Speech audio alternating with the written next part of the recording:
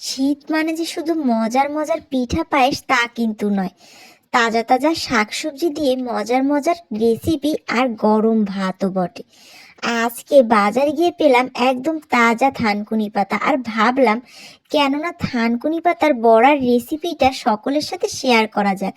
থানকুনি পাতা বাটা তো আমরা সকলেই খেয়েছি কম বেশি, তবে এই বড়ার রেসিপিটা কিন্তু বাটার থেকেও দ্বিগুণ মজা হয়।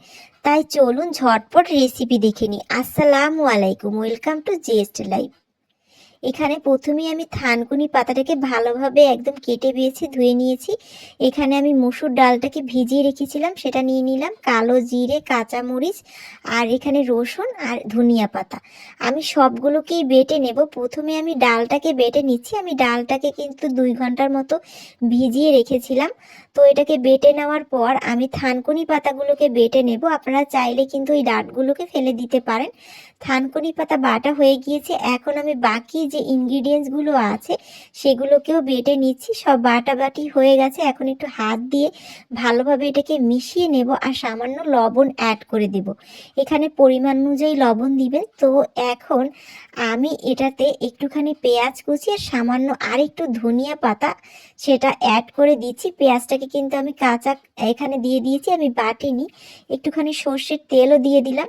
আর এটাকে মাখিয়ে এখন আমি তেলে এটাকে ভেজে নেব। একদম সুন্দরভাবে এটাকে ভেজে নিতে হবে। তো আমার কিন্তু এগুলো এক সাইড ভাজা হয়ে গিয়েছে। আমি এখন অপর পাশ খুব ভালোভাবে ভেজে নিচ্ছি।